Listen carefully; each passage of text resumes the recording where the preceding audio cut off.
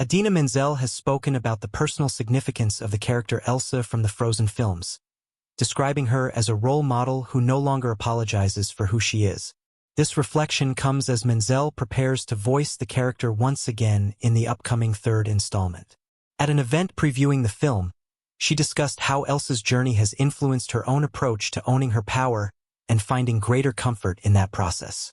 Menzel, who originated the voice of Elsa in the first Frozen and continued in the sequel, noted the character's evolution toward self-acceptance. She explained that Elsa serves as a shining example because of that shift away from apology and toward authenticity. This parallel has helped Menzel in her own efforts to own her power more fully, making the character a source of inspiration beyond the screen. The conversation took place during a gathering that included co-stars Josh Gad and Kristen, who voice Olaf and Anna, respectively. The group appeared together to share insights ahead of the film's theatrical release. When asked about whether their characters had become part of their personalities, the responses highlighted both similarities and differences. Gad observed that he is least like his character in the sense of not being a snowman, then added a shared trait of saying whatever comes to mind without an off button. Bell noted stronger parallels with Anna, describing herself as someone who wears her heart on her sleeve, jumps into action, tends toward codependency, and speaks before fully thinking. Gad quipped that this might be where Olaf learned the trait. These exchanges illustrated the personal connections the performers feel to their roles, while also maintaining a light tone. Menzel's comments focused more specifically on the inspirational aspect of Elsa's arc, linking it directly to her own growth in self-acceptance and power. The upcoming film continues the story of the characters, with a release scheduled for November 24, 2027. Menzel's long association with Elsa has spanned multiple projects and years, allowing for a deep familiarity with the character's development.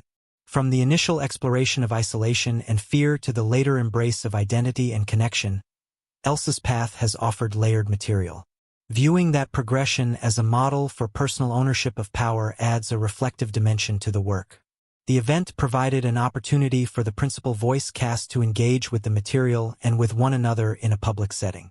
Their comments revealed how the characters have influenced or mirrored aspects of their own approaches to life and performance. For Menzel, the emphasis on no longer apologizing for who one is resonated as a valuable lesson drawn from the role. Preparing for a third appearance as Elsa involves returning to a familiar voice and emotional landscape while incorporating new narrative elements. The character's established journey of self-acceptance provides a foundation for further exploration. Menzel's description of improving at owning her power suggests that the process of performing the role continues to offer personal insight.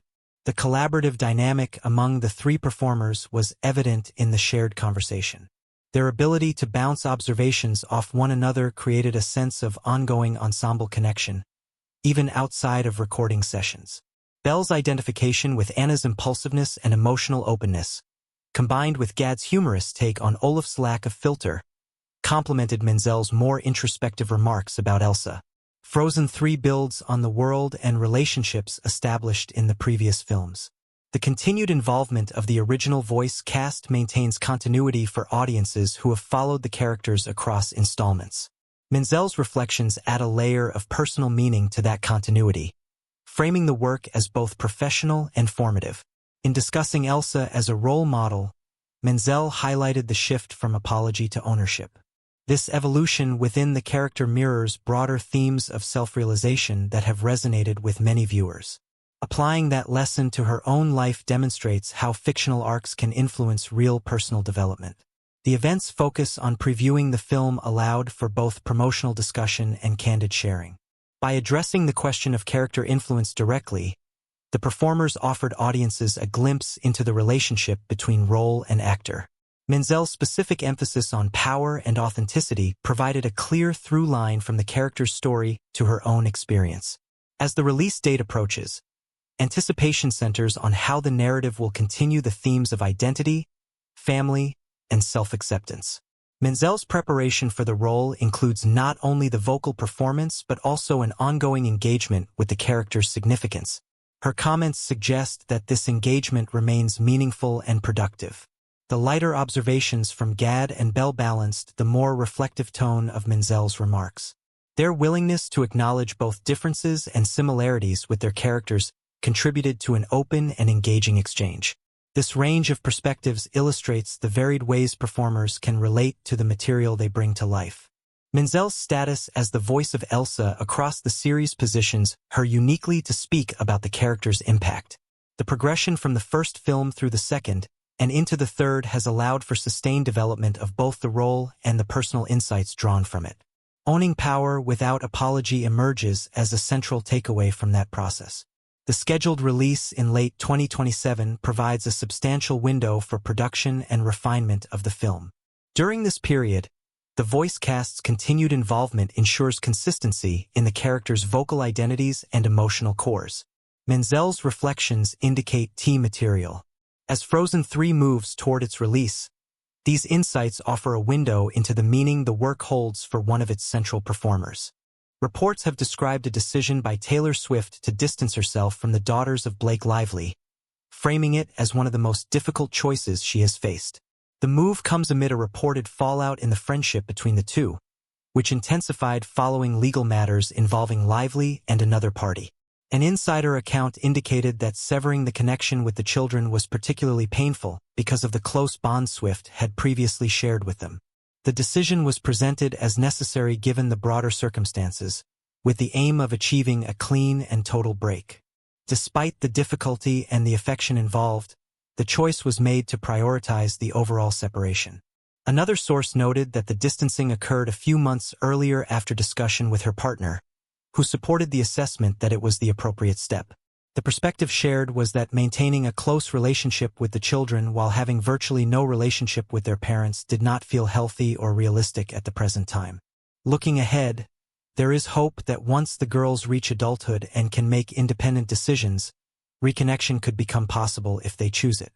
This longer-term view acknowledges both the current necessity of distance and the potential for future contact on different terms.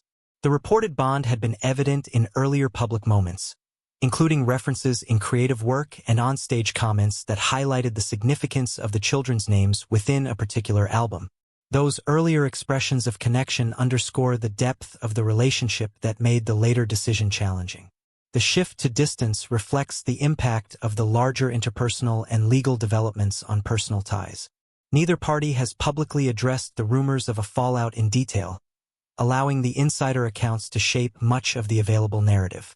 The description of the decision as one of the toughest emphasizes the emotional weight involved in stepping back from a previously close connection with the children. The involvement of discussion with a partner adds a layer of considered judgment to the process. In the context of high-profile friendships, external pressures and legal complications can alter the landscape of personal relationships. The reported escalation following the introduction of Swift's name into related matters contributed to the conditions under which the distancing occurred. The focus on a clean break suggests an intentional approach to managing the separation comprehensively. The children's ages and the hope for future adult reconnection frame the decision as temporary in the longer view, even while firm in the present. This perspective balances immediate boundaries with openness to later possibilities determined by the girls themselves. The insider comments present the choice as driven by circumstances rather than a lack of care.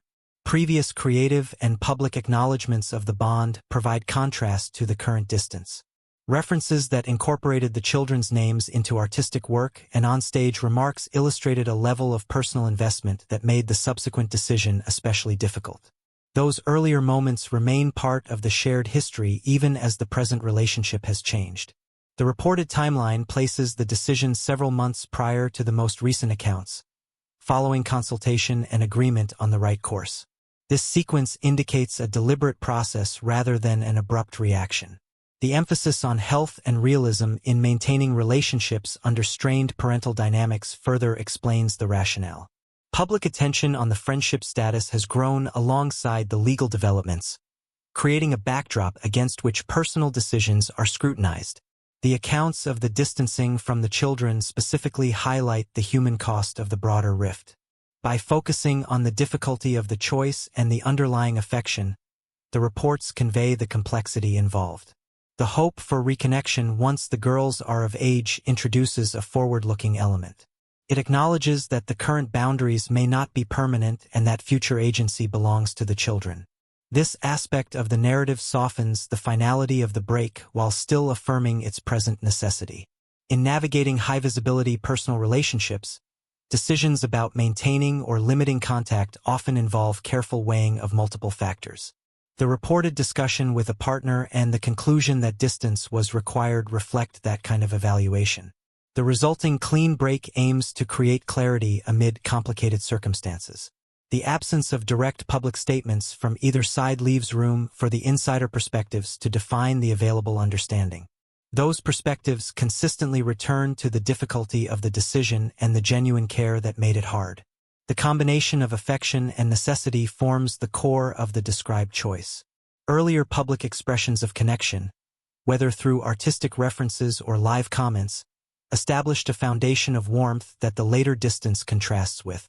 That contrast heightens the sense of the decision's emotional weight. The reports frame it as a response to circumstances that left little alternative for a healthy ongoing dynamic. As the legal and interpersonal situations continue to unfold, the personal boundaries around the children's relationships remain a notable element. The accounts emphasize that the choice was made with the children's well-being and the overall clarity of the break in mind. Looking ahead to their adulthood provides a potential pathway for renewed contact under different conditions. The overall narrative centers on a difficult personal decision shaped by larger events. The affection for the girls, the pain of stepping back, the consultation involved, and the hope for future possibilities all contribute to a nuanced picture of the situation. By presenting the choice as both tough and necessary, the accounts convey the complexity of managing relationships under strain.